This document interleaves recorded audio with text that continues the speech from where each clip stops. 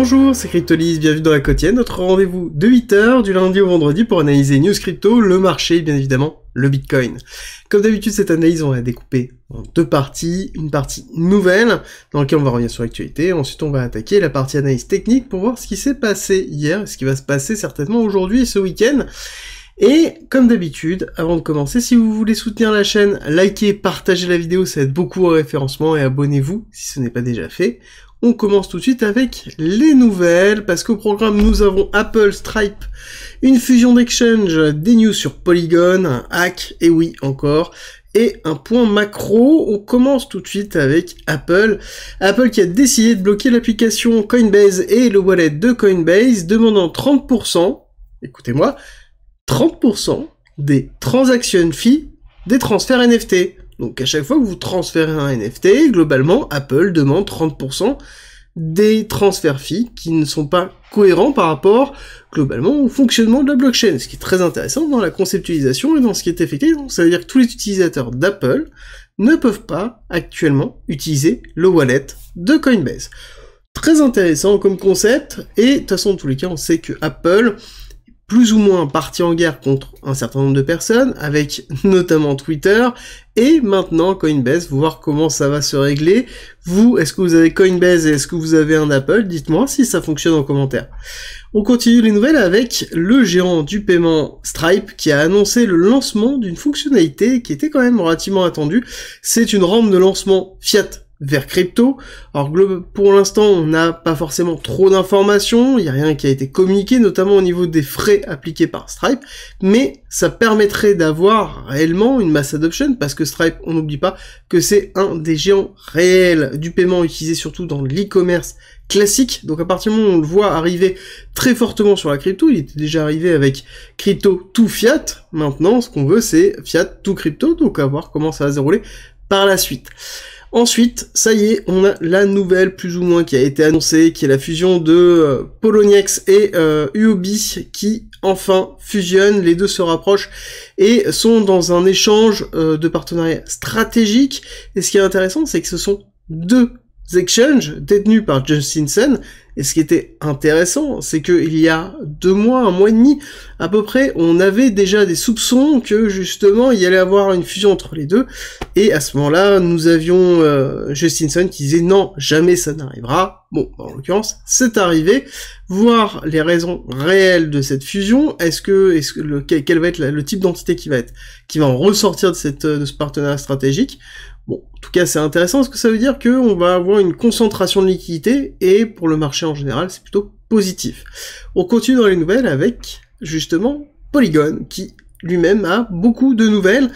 On va faire dans l'ordre Phantom qui va bientôt supporter justement Polygon, donc Phantom qui est le wallet à la base qui est sur Solana, qui a décidé d'agrandir le nombre de blockchains qu'il va utiliser, et Polygon en fait partie.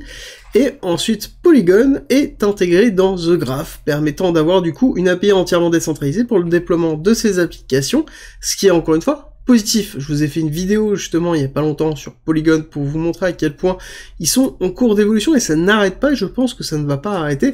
Même l'année prochaine, ils ont encore énormément de choses sous le coude à nous montrer, et c'est logique quand on voit la politique d'investissement et de développement qu'ils ont eu les 3 dernières années.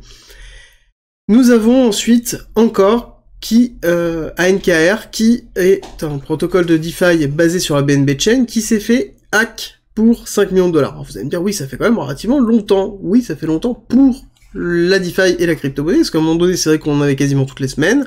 Là, ça s'est un petit peu calmé, parce qu'en même temps, il y en a plus assez à hacker, parce qu'il y en a beaucoup qui sont morts ou qui n'ont plus de liquidité. Et donc, ANKR, qui était encore présent sur la BNB Chain, s'est fait hack par 5 millions. L'attaqueur a exploité le token ABNB, qui est une reward de stacking qui a été mise en place par le protocole, et qui a été mint. Vraiment, voilà, il en a minté vraiment une tripotée, et il l'a dumpé tout simplement, et ensuite il s'est barré avec 5 millions de dollars. A priori, Binance est aussi à l'affût pour retrouver la personne, vous imaginez bien. De toute façon, tout ce qui touche de près ou de loin à la BNB Chain et au BNB, forcément, on va avoir Binance qui va se mettre sur le coup. Ensuite, on va faire un point macro. Alors, macro, je vais prendre un petit peu le temps parce que c'est intéressant. Plusieurs choses, on avait eu du coup hier plutôt une série de bonnes nouvelles. Et hier plutôt, nous avons une série de nouvelles qui étaient plutôt positives et en même temps négatifs. Nous avons eu le PCE Core qui est en baisse de 0,2 contre 0,3 en prévisionnel, donc c'est-à-dire qu'on continue à descendre, ce qui est très positif. On a un recul du chômage, malgré le fait qu'on a un recul du PCE Core, malgré le fait qu'on a tout le reste des nouvelles, donc ce qui est aussi positif sur le long terme, mais l'élément important, c'est la diminution du PMI avec un passage en dessous des 50. Alors, je vais vous faire un petit topo sur le PMI, histoire de comprendre bien ce que c'est, mais voilà, pour rappel, le PMI, si déjà vous êtes en dessous de 50, ça veut dire que c'est un premier signe de récession, si on est au-dessus de 50, c'est que c'est bon. Voilà, globalement, on est en expansion si on est au-dessus de 50, en contraction en dessous de 50, c'est le principe de cet indicateur. Alors, pour vous expliquer rapidement ce que c'est, PMI, c'est pour Purchasing Manager Index, ou globalement en français on peut l'appeler indice des acheteurs. C'est un indice qui est élaboré avec, qui est élaboré notamment sous une forme de sondage auprès des différents acheteurs et qui a pour vocation de calculer la dynamique de l'activité des pays, enfin des entreprises du pays concerné. Voilà, c'est vraiment le principe, c'est-à-dire qu'on va faire un sondage auprès notamment des directeurs d'achat qui justement répondent à un certain nombre de questions, et chaque entreprise qui sont interrogées, notamment, vont avoir une pondération dans le calcul de cet indice. Alors la pondération se fait en fonction des effectifs, du secteur d'activité, du chiffre d'affaires, etc., etc. Et ensuite, dans les questions qu'on va poser au directeur d'achat, il va y avoir un certain nombre de points qui vont être soulevés avec une propre pondération qui est liée, comme par exemple, quelles sont les nouvelles commandes, quelles sont la production, l'état de la production, quels sont les emplois, c'est-à-dire le recrutement, la politique de recrutement qui est effectuée, les délais de livraison des fournisseurs, quels sont les stocks, globalement, un petit peu cette vision-là. Et c'est pour ça que je vous explique là, parce qu'il faut tempérer, justement, le fait qu'on passe sous les 50. Pour plusieurs raisons. Parce que déjà, il y a un certain nombre de points qui arrivent. Il y a l'emploi, la difficulté à recruter. On le sait actuellement que le marché US a beaucoup de mal à recruter. Il y a beaucoup d'offres par rapport à l'ensemble des personnes qui sont présentes. Et quand on regarde un petit peu la composition de types d'industries qui sont utilisées, c'est majoritairement de l'industrie qui répondent au PMI. Donc ça veut dire que à l'heure actuelle, ils ont des complexités d'emploi dans ce secteur-là, ce qui est logique et on le sait déjà. Ensuite, on a aussi un délai de livraison des fournisseurs qui arrive, notamment avec le retour de la politique zéro Covid en Chine, ça on le sait aussi, donc ça a un impact assez fort. Et quand on regarde le chiffre du PMI, bon, on est descendu en dessous de 50, mais ça reste quand même très satisfaisant. On est toujours quasiment proche aux 50, et donc c'est pour ça que je vous dis, il faut tempérer un petit peu, parce que voilà, en plus déjà, c'est un sondage, donc c'est une représentation de ce que les gens veulent dire, ou en tout cas donnent comme information, et il est important de noter aussi qu'il existe plein d'autres raisons qui peuvent déterminer que nous avons un PMI en baisse, autre que la récession. Mais ça reste un des signes d'une forme de récession qu'il va falloir surveiller. Généralement, une récession, c'est une contraction du PIB, une augmentation du chômage, une contraction du PMI. Bon, là pour l'instant, le chômage est positif, le PIB, on l'a vu, est en croissance. Certes, le PMI se contracte, mais bon, voilà, pour l'instant, c'est c'est un des éléments qui peut déterminer une récession. On est quand même encore assez loin. Pour vous donner une information, la dernière fois où on est descendu en dessous de 50, c'était en 2019 et en 2020, sur lequel nous étions restés en dessous de 50 quelques mois, en 2020 2 mois, et en 2019 3-4 mois, mais ça reste vraiment très léger systématiquement, on ne reste pas en dessous, comme on pourrait avoir sur notamment la partie européenne, en Europe, où malheureusement depuis un certain temps déjà le PMI est en dessous de 50, où on est en train de s'instaurer et de s'instancier en dessous d'un PMI à 50, ce qui est plutôt mauvais signe sur le long terme. Ce n'est pas le cas des US, on en est encore très loin. On a terminé avec les nouvelles, on va attaquer la partie technique. Avant, je vous rappelle 2 choses. 1, le Discord est en commentaire en description, c'est gratuit, c'est un lieu d'échange et d'informations sur la crypto-monnaie, la blockchain, le trading et l'investissement. On l'a conçu sous une forme de hub d'information, donc vous allez voir, il y a plein de choses, n'hésitez pas à nous rejoindre. Et deuxième point, pour tous ceux qui souhaitent soutenir la chaîne, soutenir le Discord, tout en continuant à se former ou en ayant accès à des informations de premier ordre, on a mis en place un Premium qui regroupe plus de 100 vidéos et 300 pages de guides et de formations structurées autour d'un parcours pédagogique. Et en plus de tout ça, on a mis en place des stratégies de trading, des stratégies d'investissement, des analyses hebdomadaires, des analyses des altcoins, des briefs quotidiens que j'effectue sur le marché, et plein d'autres contenus. Je vous mets une petite vidéo à droite pour tous les curieux, et on attaque la partie technique par notre rappel habituel de notre hypothèse héliotiste en vague 1, 2, 3, 4, 5 terminée en avril 2021. Nous sommes actuellement sur un retracement A, B, C, B avec extension, C avec extension, et à côté nous avons une pattern de réaccumulation de Wyckoff en BC, AR, ST, SO. Le ST a pris la liquidité du BC, donc nous sommes dans une réaccumulation long terme, et actuellement nous sommes sur un order block très fort dans lequel nous avons perforé. Nous sommes en train de réintégrer au fur et à mesure. Nous sommes au-dessus du 786, en dessous du 618, et tant qu'on reste en dessous du 618, nous sommes dans une zone de rechargement long terme pour tous ceux qui souhaitent rentrer en DCA. Sur ce type d'actif, il faut juste faire très attention parce que nous sommes encore dans une période d'incertitude, incertitude au niveau du cours, parce que on va répondre à la question, est-ce qu'on peut encore baisser? La réponse est oui, il y a deux niveaux vraiment importants. Le premier, ça va être le 786 et le top de la 1 qui se trouve ici, qui est entre 15 000 et 14 000, et ensuite on a le niveau 1,618 avec cet order block qui se trouve à 10 500 et qui correspond aussi à la résistance Ichimoku monthly, très important. D'ailleurs, hier je vous ai pas parlé du monthly parce qu'il y avait déjà beaucoup de choses à couvrir et c'est le moment où on ne peut pas trop tarder, on va avancer sur la clôture monthly.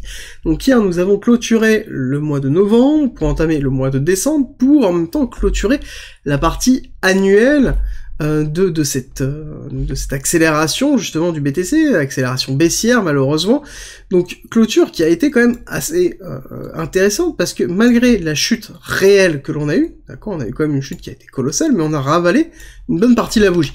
Ça c'est vraiment positif, c'est quelque chose qui nous montre que on a une forme de résilience parce qu'on a ouvert ici, on a break tac 25%, d'accord, ok, mais sur ces 25%, ici on a ravalé, on a refait une accélération de 10%.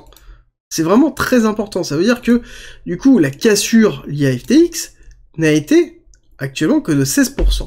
Que de 16% quand on compare ce qu'on a pu voir avec, justement, la crise de Terra Luna, Celsius, donc la grosse crise qui a été entre les deux clôtures en 3 mois, ça a été 56%, ça nous a emmené entre, voilà, Terra Luna, Celsius 3 ici, donc en 2 mois, 3 mois exactement, on nous a quand même pris 56%.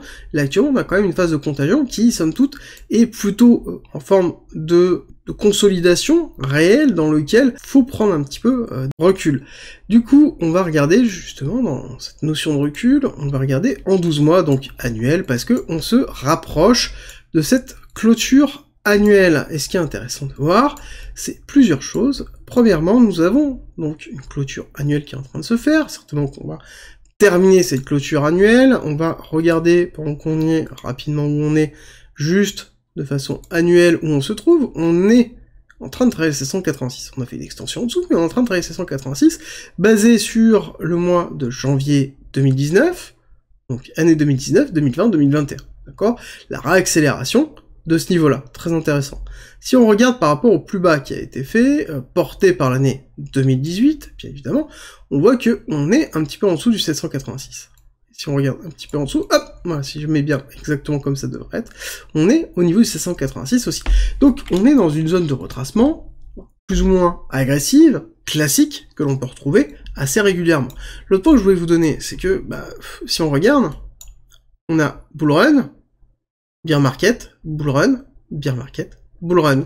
On a à chaque fois une année de cassure ici. Et si on compare l'année de cassure par rapport aux autres années de cassure, je compare pas le fait que les autres années c'est mitigé, d'accord, là c'est vraiment une bougie égale 1 an, donc forcément ici on a eu une ouverture qui s'est effectuée là, on a eu une descente qui s'est effectuée, on a ravalé la bougie, on est reparti à la hausse. D'accord, c'est-à-dire qu'on a eu tout le début d'année, globalement, qui a été catastrophique en 2015, sur lequel on a ravalé derrière, et pareil, ici, on voit bien qu'on a une ouverture, on a une petite cassure, et ensuite on a une réaccélération. Donc on a eu aussi un dip qui s'est effectué dans l'année 2019. On le connaît très bien, d'ailleurs, ce dip-là. Et ensuite, on a accéléré à la hausse. Mais au niveau de la clôture qui est en train de se faire, bon, bah là, si on regarde la mise en forme des bougies, on voit bien que les bougies en elles-mêmes ne sont pas habituellement. Après, le problème, c'est que je vous parle là sous une forme de représentation empirique. Mais on n'a pas assez d'années pour déterminer si c'est réel ou non. Mais en tout cas, là, c'est la 3e année dans laquelle nous avons une 3e bougie de ce style-là, sur lequel on pourrait voir qu'en effet, on a un bloc avec une mèche au-dessus, une mèche en dessous, bloc, mèche, mèche, bloc. Du coup, est-ce qu'on aurait vocation à terminer l'année sous une forme de ranging pour pouvoir consolider cette structure de bougie? Pourquoi pas? Est-ce qu'on aurait une vocation à avoir une année qu'on va, justement, une fin d'année d'accélération pour pouvoir reprendre? Pourquoi pas? Dans tous les cas, ça nous confirme le fait que on risque de passer l'année prochaine, donc la prochaine bougie qui va se dérouler ici, avec potentiellement une continuité baissière ici, puis ensuite un travail haussier léger sur lequel on pourra avoir une accélération puis une décélération, ou une zone de ranging un peu morne pendant un an, et c'est exactement ce qu'on est en train de voir au niveau des 12 mois, mais bien sûr on en parlera lorsqu'on aura clôturé, donc certainement en janvier, on rediscutera de cette partie-là, mais je voulais déjà vous sensibiliser dessus que on se rapproche. Il reste plus qu'un mois pour la clôture annuelle qui est importante pour une représentation sur les différentes années de ce qui va se passer ou ce qui peut se passer derrière, et considérer que c'est une année qui est horrible par rapport à ce qu'on a déjà connu, bon, bah on voit que ce n'est pas le cas, ça a déjà été fait, et somme toute, je trouve qu'on s'en sort pas si mal que ça, au vu de l'ensemble des nouvelles propres à la macroéconomie et propres à la crypto. Bon, on est toujours vivant et on est toujours au-dessus des 15 000 $. Donc c'est plutôt positif. Alors, on va zoomer sur ce qui s'est passé. Donc, petit rappel de la schématique que nous avons depuis la cassure de juin. Nous avons un selling climax, un automatic rally, un secondary test, un STB. Donc, une accumulation de wick-off.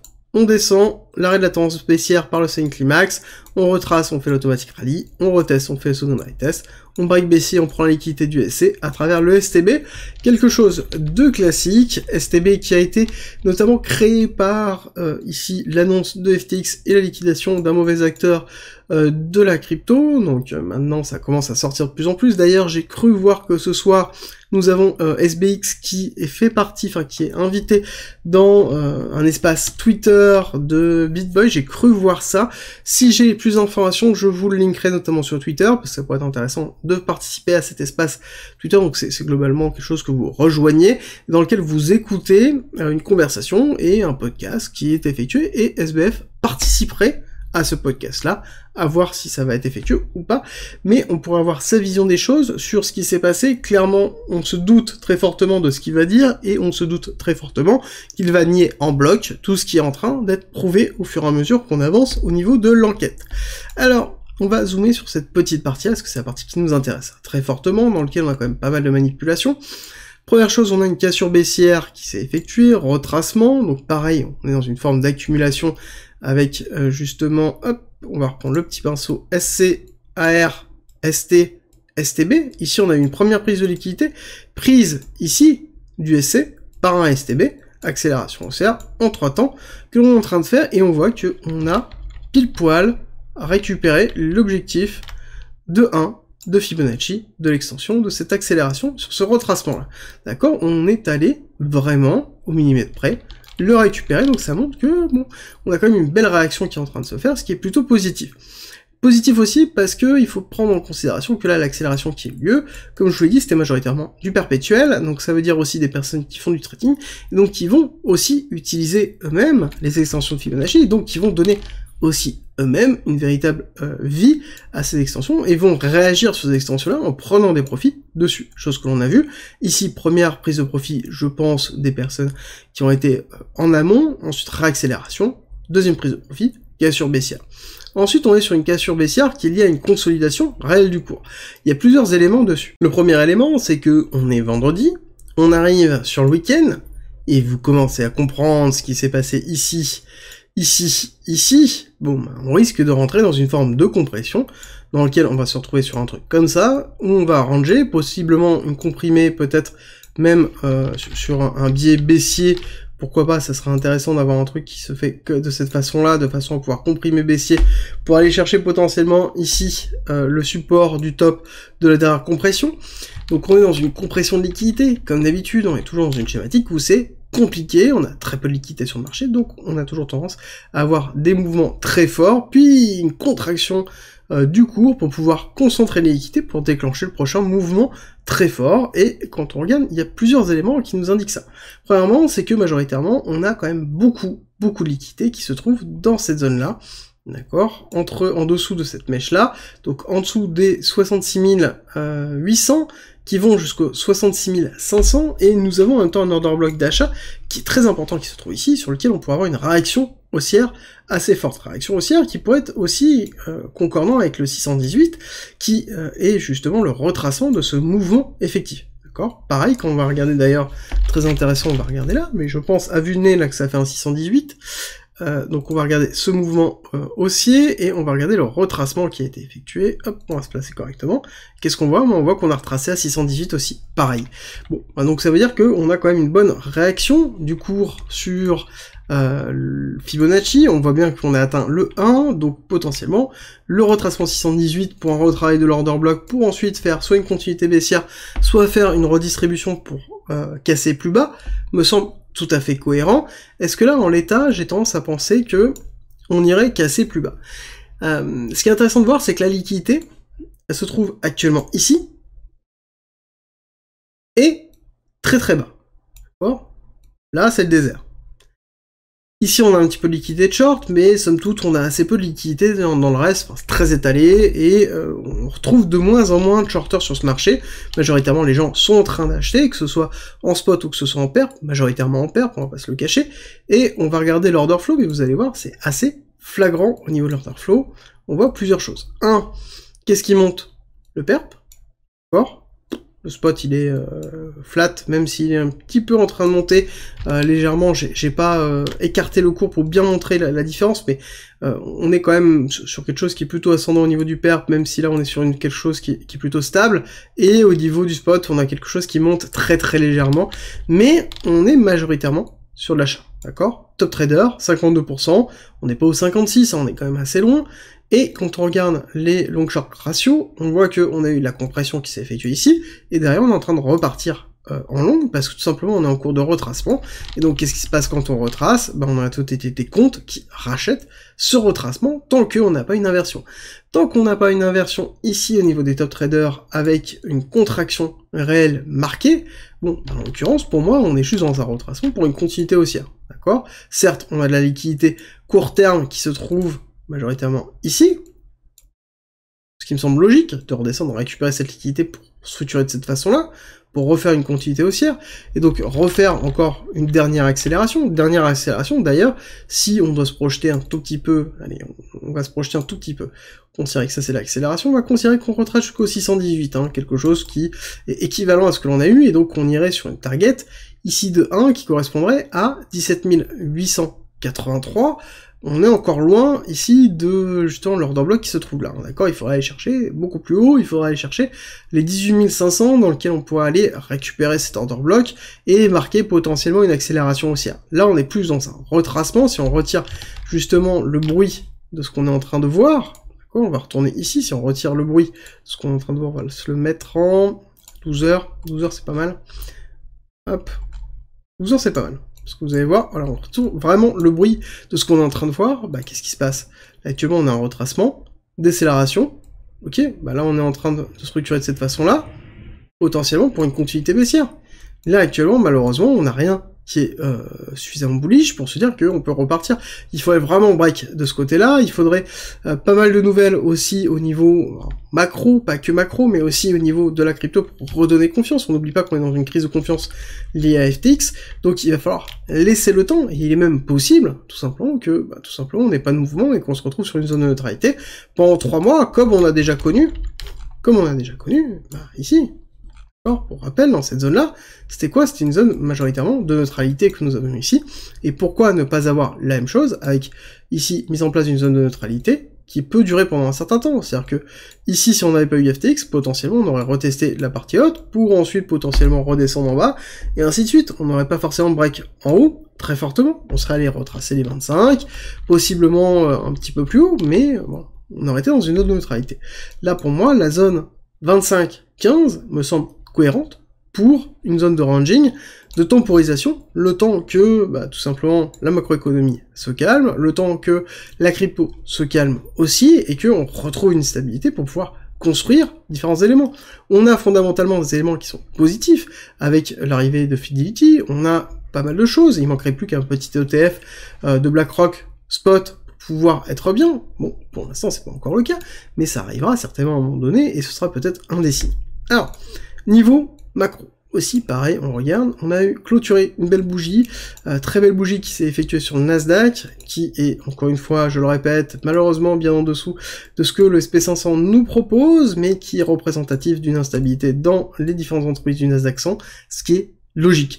Alors, on voit que on est toujours au niveau du travail du 0,5, je pense qu'on ne bougera pas trop, surtout au vu des nouvelles qu'on a eues, on va avoir une phase de consolidation qui risque de durer pendant un certain temps, même une partie de la semaine prochaine, on a eu beaucoup de volatilité ces derniers temps, donc on va avoir une contraction de la volatilité au niveau du SP500, c'est valable sur le Nasdaq, et sur le SP500 aussi.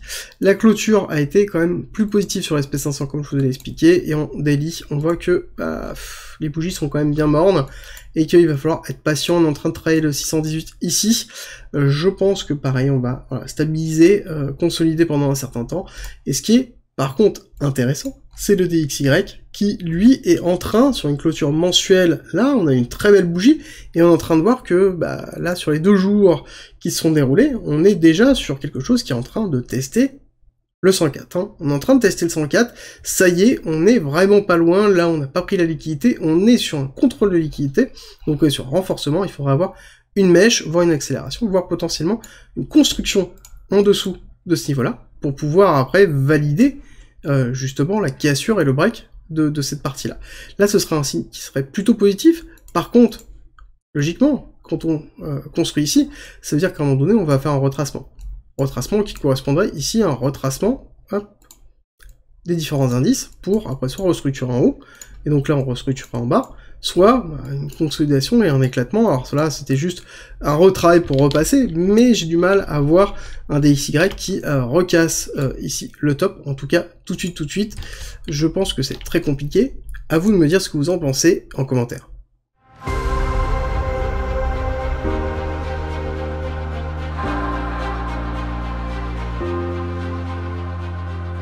Si tu aimes mon contenu, n'hésite pas, partage, like, ça m'aide énormément, et rejoins-nous sur Discord.